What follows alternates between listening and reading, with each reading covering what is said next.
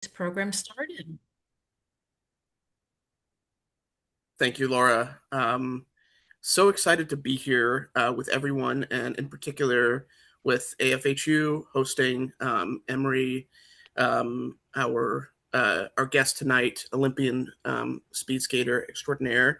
Um, I want to kick off by asking you, Emery, if you would, to talk a little bit about your connection to Hebrew U. I know that this is kind of a family relationship that you've had for a little bit. So if you could talk a little bit about that, your connection to Hebrew U, to Israel, to the Jewish community growing up, and then we'll definitely get into the sport part of it as we get going. Yeah, so I mean, I think a lot of people in the waiting room know, or on the Zoom call know that my mom worked there, and so my connection to Hebrew University really started at home, even though I was in college and didn't really appreciate it at the time.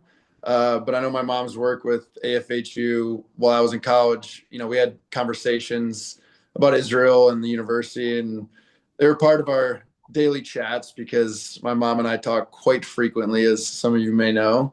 So that actually led me to wanting to go to like on my birthright. Actually, you know, I had no plans on going on that after I'd been bar mitzvahed, and then so after my mom got this role, I decided to go after the 2018 Olympics to Israel with my best friend who I met in Hebrew school in second grade. And so her work just made me one just so much more interested and aware of the cool things that she was doing and the university, but two also made me want to learn and integrate more with Israel and the Jewish community. And I think when I was younger and even through college, I was exposed to the ideas and that education and research can have a global impact. And people usually think about these institutions of just going to school and graduating, and that's kind of it, rather than like I was getting the other side from my mom that was like the research and the contributions that come out of AFHU, especially. And so I would hear about the role that Hebrew University plays not only within Israel, but also in advancing innovation and scholarship around the world, which I always thought was, pretty awesome. And my mom would tell me some of these cool projects. And I remember when she came up to Milwaukee with and an archaeologist from Israel, and I got to talk to him, which he was like this world renowned archaeologist that AFHU was working with. So that was pretty remarkable. And so from fundraising at standpoint of my mom, it shaped my awareness in a very subtle but meaningful way.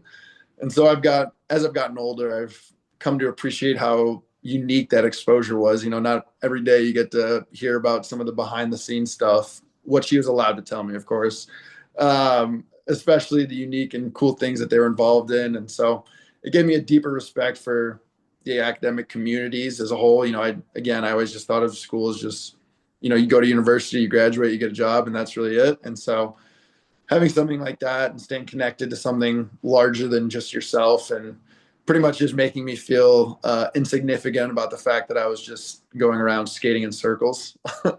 So it strengthened my connection to Israel and the Jewish community more broadly, even from a distance, and showed me how institutions like the Hebrew University can serve as a bridge between people, ideas, and cultures. That's wonderful, and I guess since you kind of opened the segue, let's talk about skating in circles a little bit. Yeah. Um, so you and I have a teeny bit in common, which is that I remember when I was 5 years old, the first time I stepped on the ice, changed my life. And I did play hockey at a pretty high level through kind of Pee Wee Bantam, and then sort of petered off a little bit.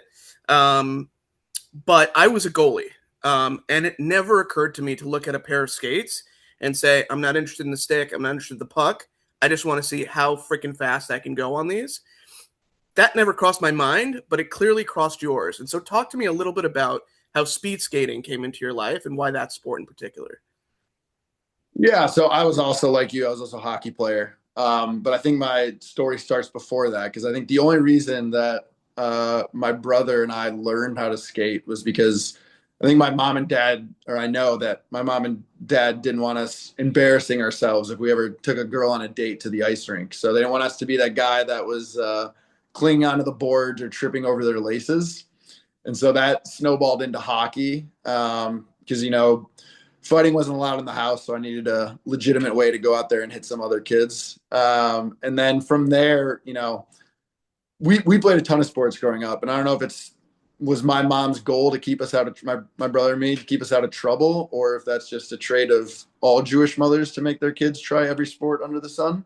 But we did, and so we were at a hockey clinic, and there was a speed skating session going on, and my mom was like, you know, good at making my brother and I, or manipulating us into trying new things. She was like, Emery, if you want to go to the NHL, you're gonna have to skate faster. And so from hockey, it turned into learning how to skate faster. And I think, my very first session, I was kind of hooked. I was getting beat by a lot of boys and girls, mainly girls, I think, that were younger and older than me. And so I kind of got hooked on that, racing other people and wanting to come back. And I think I cried my entire way to my first practice because I didn't want to put on a skin suit or wear the funky skates.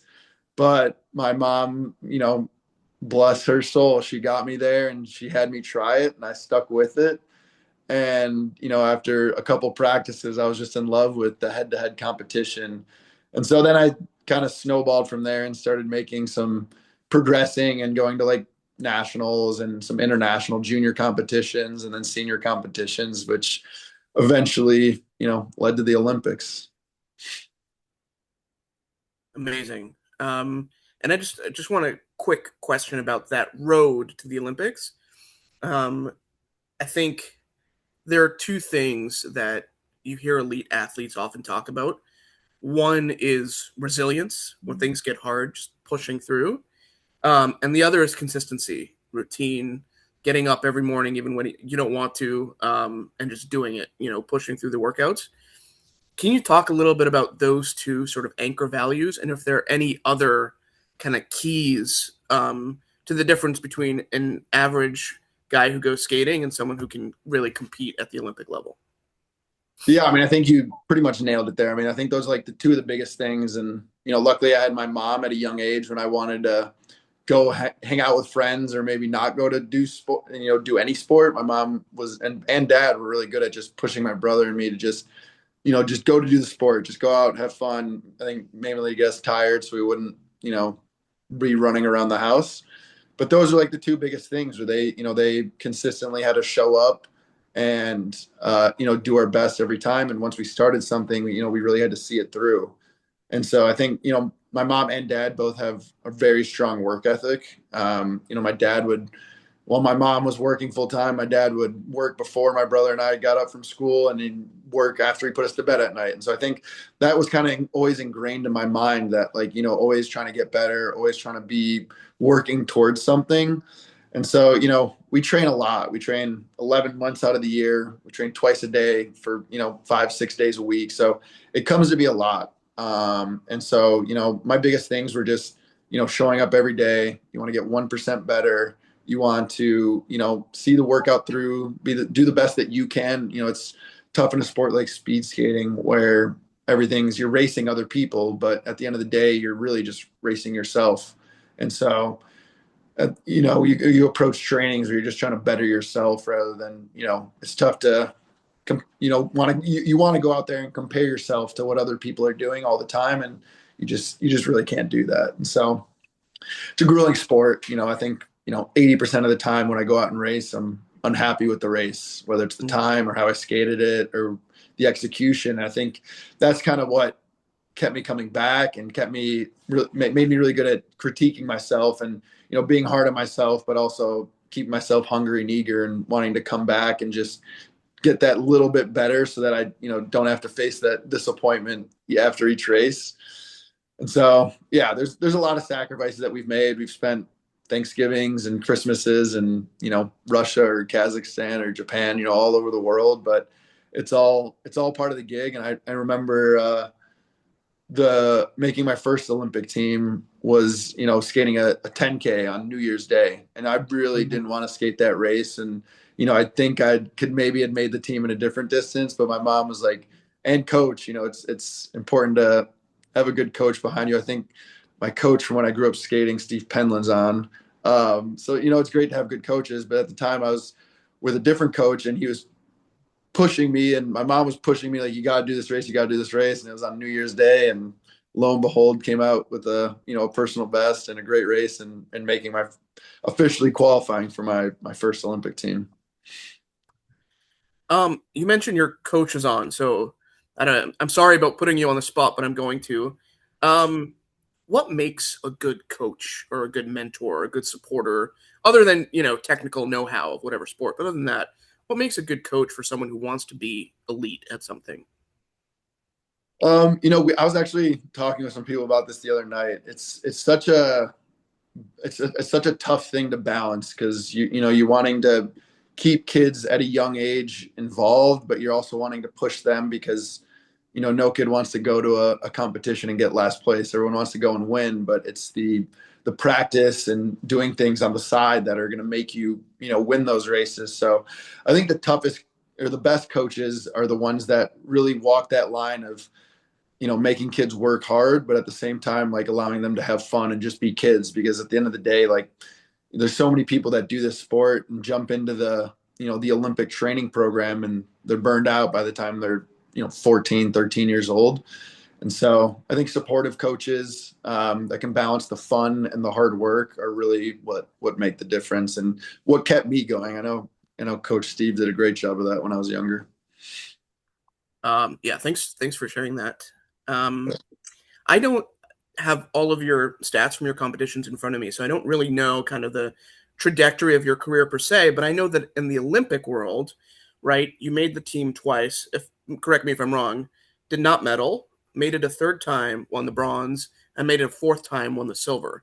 So your trajectory from the Olympic side is clearly up. Um, I expect most people would be thrilled to just make a team, an Olympic team. It's clear that was not enough for you. You kept pushing. You got better and better year after year, 4 years after 4 years. How did you were not a kid anymore at this point. You were a full-time athlete. How did you keep motivated to compete and, remain at that high level and keep getting better?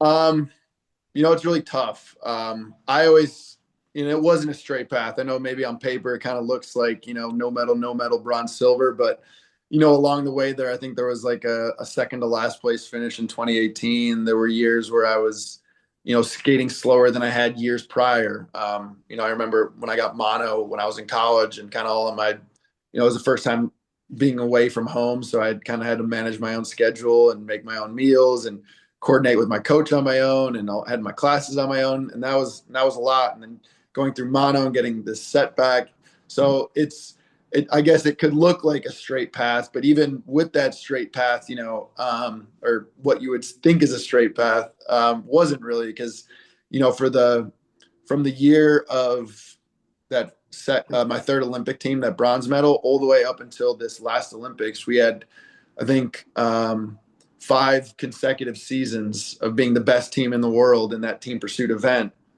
throughout the entire season. And then when it came time to shine at the end of the season, when it really mattered, in some people's eyes, it might have been perceived that we kind of like came up short. And there's really only one world championships where we really came through and won what we thought we were capable of winning.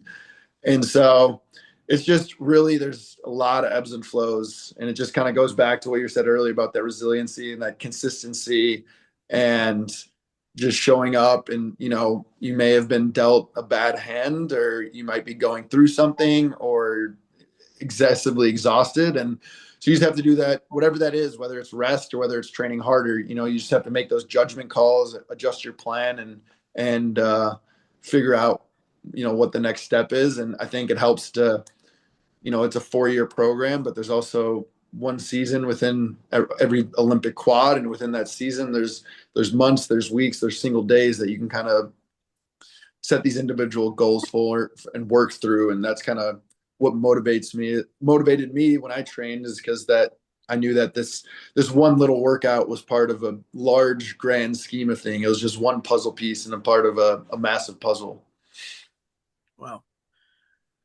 Um, I have some more serious questions for you, but before we get there, I just wonder if you could tell us a little bit about what's it like?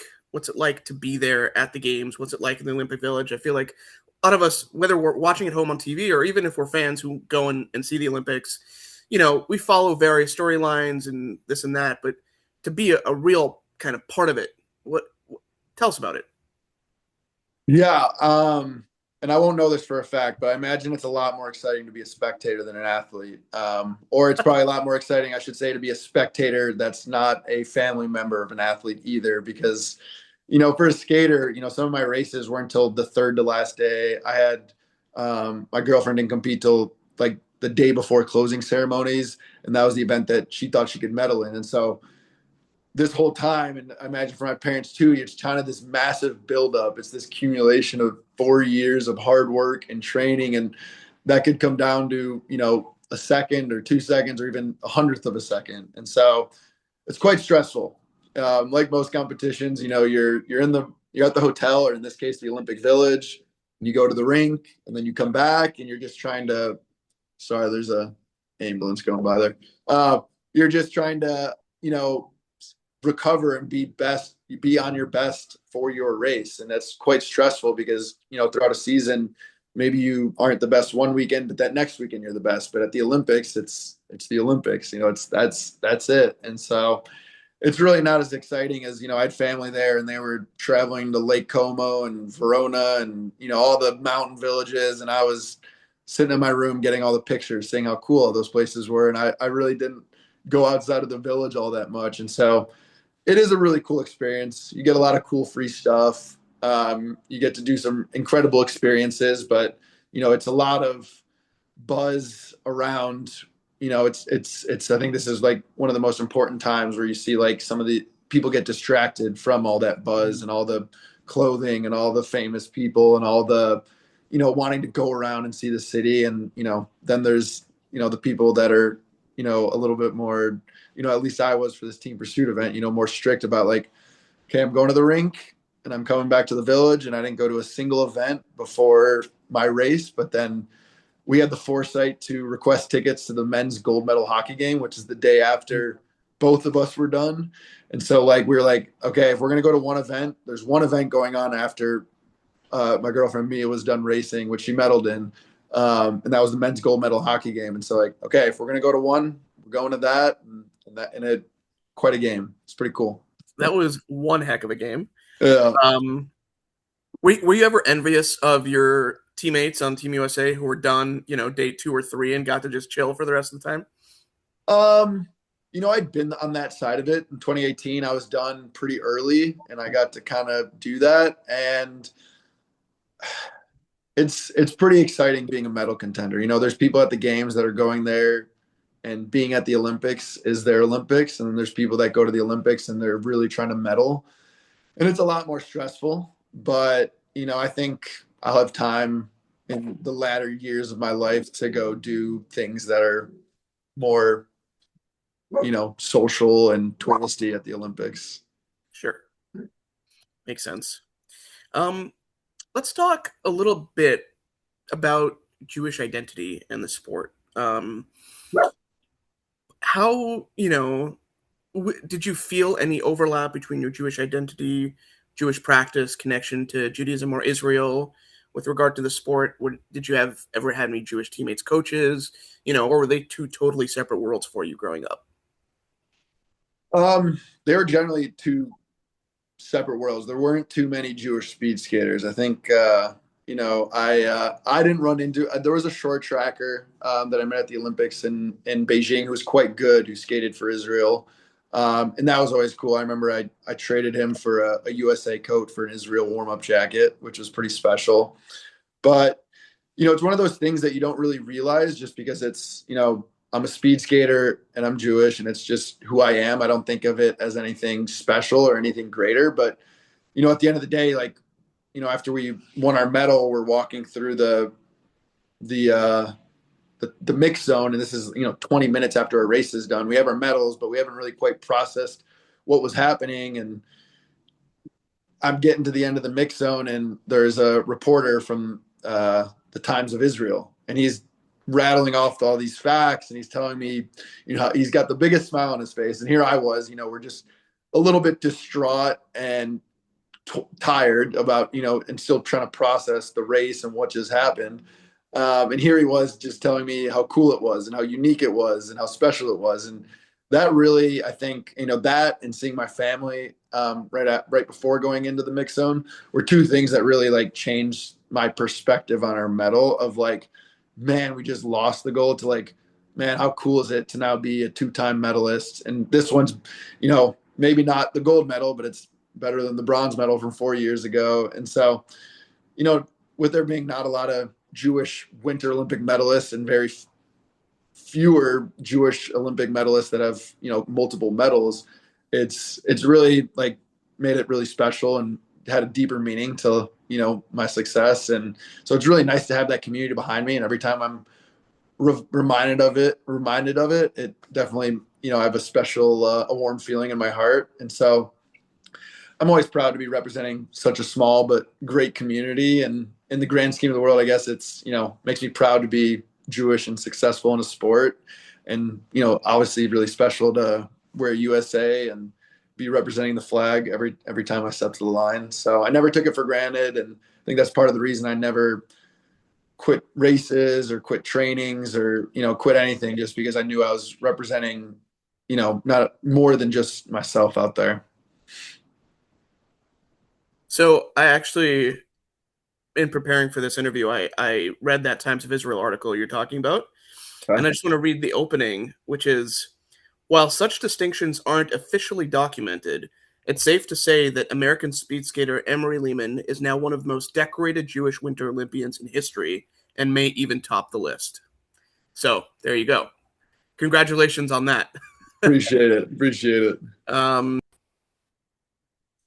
now, you know, when we speak about multiple Jewish athletes who have multiple Olympic medals, the person who comes to mind first probably is Mark Spitz, the American swimmer at the 1972 games. The 1972 games, of course, horrible tragedy. Um, this past Winter Olympics in Milano Cortina, the Israeli athletes, talked about how they experienced some discrimination, some anti-Semitism, etc. Um, have you? I mean, if you're comfortable talking about, whether you've experienced anything like that personally as an athlete, I would invite you to do so. But really, I kind of want you to talk about a little bit more Jewish athletics in general, Israeli athletes, kind of what it means to represent your Jewish identity on a global platform like that. You wear Team USA, right? No question about Mm-hmm. that. But what it means to be an ambassador in that way. Yeah. I mean, I like many things, I think it's the same as, like carrying my family name or representing, the United States of America. But I also carry that, being a Jewish athlete it's something that it's instilled a strong sense of discipline and resilience and responsibility to something that's like much larger than myself. I haven't had to overcome a fraction of what Jews have had to go through in the past. I'm just an athlete, and there have been far greater achievements by Jews or Jewish athletes. But it's still something that, I keep in the back of my mind and am always aware of. In sport, especially at the Olympic level, there are so many ups and downs. And so having these grounding values and going back to, things that I learned in Hebrew school, like this sense of community and giving back, perseverance, reflection, continuous growth, they've all helped me stay steady through both the successes that I've had in the sport and also the adversity that I've faced at times. And so I think it's shaped how I think about, Jews and us in our community. And even though speed skating can feel like an individual pursuit at times, I think growing up in this has made me really want to be a part of a team or something bigger, which is, why I was really drawn to this team pursuit event is I get to work with others and build others and shape how, change their perspective or how the success that they could have in their life. And it's also, the support system, a lot of close friends and family. It's made me much more appreciative of the sacrifices my mom has had to make. I always joke that we had a lot of my Hebrew school lessons and bar mitzvah studying was done on I-94 between Chicago and Milwaukee, and that we had like a mobile shul in our Honda Odyssey. So yeah, I think that sense of connection and responsibility is something that I really value, and it's influenced by my upbringing and my identity. You mentioned the story of exchanging gear with the Israeli short track speed skater, I think it was. Mm-hmm. Um, can you talk a little bit about your connection to Israel? Have you been there? Have you traveled there? If called upon, would you skate, either speed skate or play hockey in the Maccabea games, for example? You know, Yeah, I went in 2018 and had a phenomenal time. I felt a deep sense of connection and just love for being there and connect. And it was just super fun being with other Jewish kids and connecting with them while we were in like this holy land. Speaking of the 72 games, I remember like one of the most grounding stories and one of the things that really sat with me the most while being over there was when we were in Spot, and our tour guide, hearing that I was an Olympian, was telling us this story about the caretaker of the cemetery that was there. And it was in phenomenal shape at the time, but I guess as he was telling it to us was that this cemetery wasn't always like that. It had been overgrown at one point and improperly cared for. And there was this Israeli, I think it was a fencer. His name was Mordecai Sababo, and he was phenomenal. And leading up to the 72 games, he was really promising athlete and was going to represent Israel there. And he had these feelings of melancholy and inadequacy and just this knot in his stomach that he wasn't feeling right. And so as the story goes, he was told to kind of go back to Spot, get closer to his family. And while he was there, he kind of started, he had ancestors buried in the cemetery, and he was kind of doing work to restore it. And that restoration was going on through the 72 games. So he chose to do that rather than compete in the 72 games. And lo and behold, it became this massive blessing, because had he been there, there would have been a chance that, he wouldn't have been alive today. So I still follow my tour guide from Birthright, and I saw that he had met Mordecai and took a picture with him, and I just thought that was like one of the coolest things and just like such a great story. that is an incredible story. Wow, thank you for sharing that. Yeah. Um, we talked a little bit about this kind of pre interview, but wonder if you could share a little more now about what your next steps are, personally, professionally, and how you hope to take your sense of discipline, your everything you've learned as an athlete into that next step of your career. Yeah, absolutely.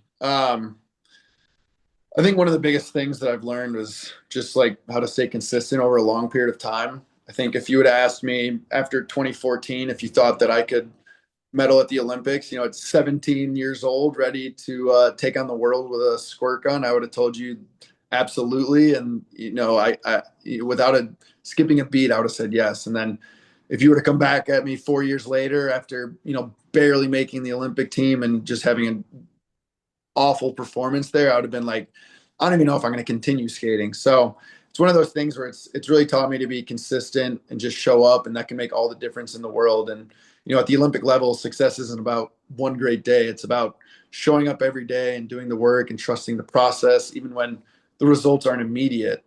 And there are a lot of ebbs and flows, and so that kind of discipline translates directly, I think, to leadership and to life, and how to be patient and face the disappointment and be self-critical, hopefully in a positive way. I know a lot of speed skaters do it in a negative way.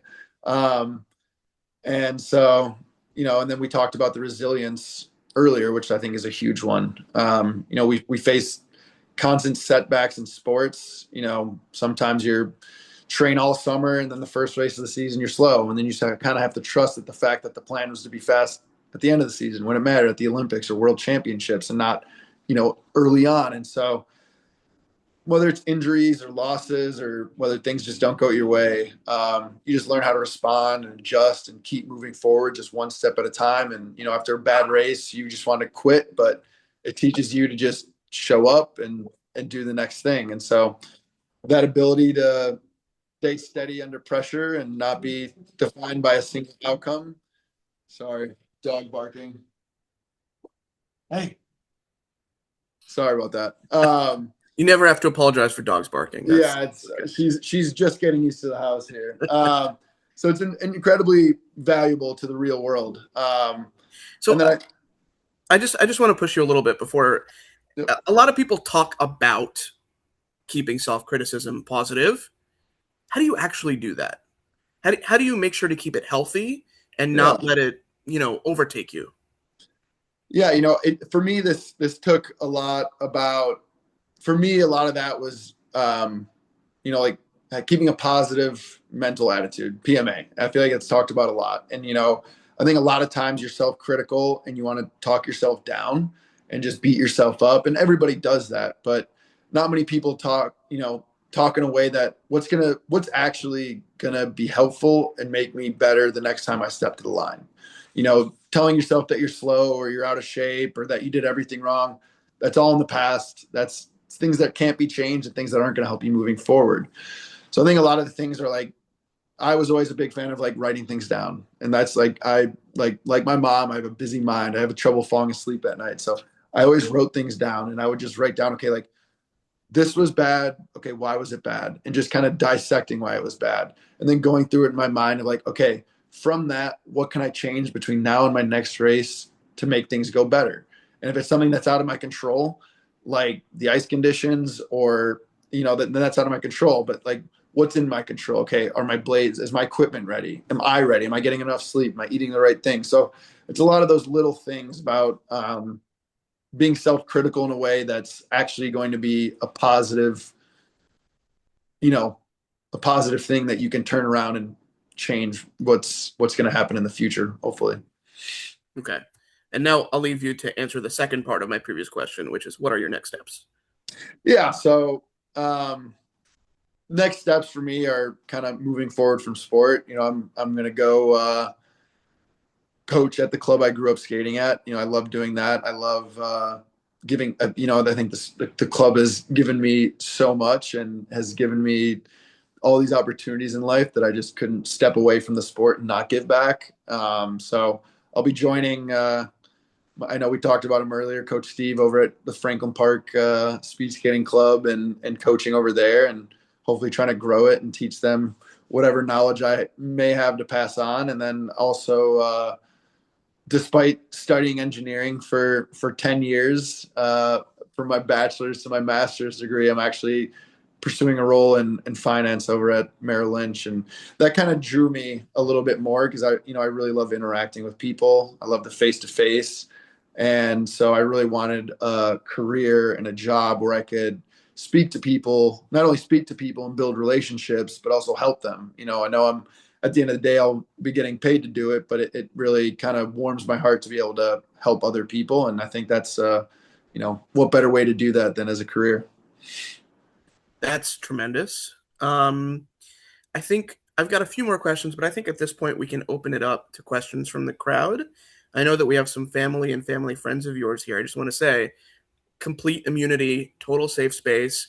Any questions, any answers that happen on this call don't exist outside of this call. So feel free to, let loose here. Um, and I think I'll leave it to Laura to, uh, select people to ask Great, because thank it's you. And feel moderate. free to raise your virtual or real hand if you have any questions. And I'll just say thank you, Emery. That was incredible. It was a beautiful and wonderful interview. So thank you for all the really special answers and explanations. I will say I'm cavelling for your mom because what a tremendous young man you are. I will say I had tears in my eyes at a certain point because I'm just so happy for you and for your family and what you've accomplished and for the Jewish community because you really represent the best and the brightest of the hardworking and incredible young men that you are. And that moment you said when you were coming out and you Joel, that Joel. that is the Israeli reporter stopped to ask you questions. It's so true. You really are such a shining star and such a wonderful example of what the Jewish community can do and what we represent. So thank you for that, truly. No, yeah, of course. I think you're speaking of me a little too highly, but I'll take it. I appreciate it. Great. Do we have any other questions from folks?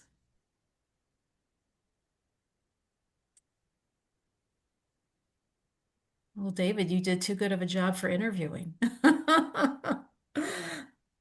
And what are, I guess I'll just ask also, in terms of your next steps, I know you're re officially retiring, but still keeping speed skating in your life.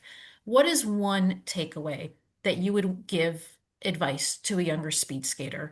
What is something that you would say to folks? This is whether it's the most meaningful or the most important thing. What's your biggest advice for young skaters or young Olympians who have that dream?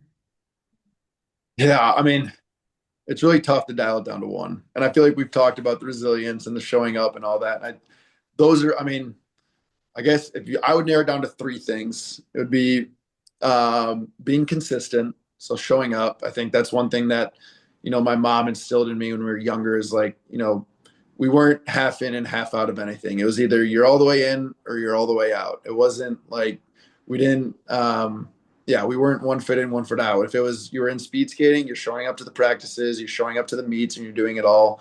Even if that meant skating. I remember one time skating a short track meet in St. Louis at the same time as having a hockey tournament down there. And I just wanted to only do hockey. My parents were like, "You said you'd do both," and I did both, and that was quite the weekend. That was a lot. So yeah, so that I think one important thing that I was definitely am guilty of, but I think is super important is never letting your highs get you too high or lows getting you too low. I think that's one thing, especially in skating, where you could be, on top of the world literally one weekend, and then the next weekend, it could be a tough fall. So I think we've been down that road of being the top team in the world or setting a world record, and then a week later, no one really cares what happened the last weekend, good or bad. Anything could happen, and so that was one thing that I always try to remind myself of is what's done is done. All you can do is move forward and have those positive, critical things that you want to work on between now and your next race, and do those going forward. And I guess for younger kids, if you don't succeed, just try again. I know I love telling the story of my first pack nationals in Cleveland, Ohio. I think it's at the end of my second season, and was having just a really tough weekend, losing, not doing well, falling. And then I remember just, before my last race, I wanted to withdraw. And my dad was like, "You got to see it through. You got one distance left. You got to see it through." And I remember it was my first nationals. I made the last race. I made the A final, and I was leading out all the kids that were ranked like first through fifth. And I was 9 years old. And so I'm thinking, I'm going to win this race. And then, half a lap later, I stepped on a block and fell and went face first in the pads. So, we stepped back up. We laughed about it on the way home. It's a funny story now, but in all seriousness, it was one of those things where it's just like, I got back up after that fall, and even if I was finishing last, I still chased down those guys like hell, and just kind of kept going. And so I think that was one of those things where if you don't succeed, just try again. And for any speed skaters out there, always skate through the line. That's a big one. And yeah. Thank you. Thank you. Any other I question? yeah, I have a question around I guess being a Jewish athlete, right? So obviously you were in a space where there weren't a lot of other Jews. You had a mobile Hebrew school, which I love that. I had this whole visual when you brought that up. Um, but just what was it like for you to kind of keep your Judaism in a space where there weren't a lot of Jewish folks around you? And do you think like one of the byproducts was it made you prouder to be Jewish, or was it something that you kind of kept low key? Just wondering how you kind of handled that being in a space where there weren't a lot of other Jews around you. Yeah, no, that's a great question. I always wore it as like a badge of honor. I also so I did a sport that didn't have a lot of Jewish athletes, and then I went to a university, Marquette, a Jesuit university that didn't have a lot of Jews, and so I knew just about every Jew in my class, and I tried to reach out to other ones and but like there were like 5 or 10 of us, and we all knew each other, and it was more of just like a badge of honor because anytime whether we were going out or doing something social, it was like, oh, you have to meet this person. They're also Jewish. And so it was like kind of like that instant connection. And so I always loved that. I think, everyone that I went to school with went to a private Catholic school, or, they grew up, Catholic. And so they had that instant connection. And that's something that I didn't have. I remember, you know, taking my first theology class, and I felt like completely lost because, my only, we did, we went to Hebrew school and we learned, you learn your Torah portion, and it wasn't some of these theological concepts that they were learning. So to them, that was second nature. But me and some of the other Jewish kids were, it was just an easy way to relate. And so, I definitely had wished that there were more speed skaters on the road at some of these competitions, but, definitely at Marquette, it gave me this sense of identity, especially, when I got mono and I wasn't allowed to train. I felt like I'd lost some sense of myself because they were like, I wanted to train, but I just wasn't allowed to. And so all of a sudden I went from like, this is all I do all day, every day, to like, I kind of had to figure out, okay, like, who am I, who I can relate to, who else has things in common with me that I like. And so like meeting the other Jewish kids at school was just, a super easy way to connect and, be the only ones there. And, there's a much bigger Jewish community in Oak Park where I grew up in Illinois. But, clearly not as much at a Jesuit university. Did you, I guess just a follow up, did you feel a sense of, like in essence, you were an ambassador, right? You were a Jewish person that was sort of different, and did you feel like a sense of like you had to be an ambassador to the Jews? Like this is what a Jewish guy looks like, or a Jewish person looks like. I guess how did you deal with that sense? I mean, absolutely. I mean, it's no, it's to no one's surprise that I got, big nose, big ears, and fit all the stereotypes of a nice Jewish boy. But I always loved it. My brother went to a school and there were a lot more Jews, and I think it was more common, so it was less talked about. Whereas, where I was, it was I think more talked about because of the fact, because they were like, can you guys believe we're at a Jewish university, or sorry, a Jesuit university, and there's a Jewish kid here? And so I would always joke, we'd get Easter break off at Marquette, and I'd be like, wow, how nice of them to give us some time off for Passover. That's so considerate. uh, I love it. Thank you. yeah.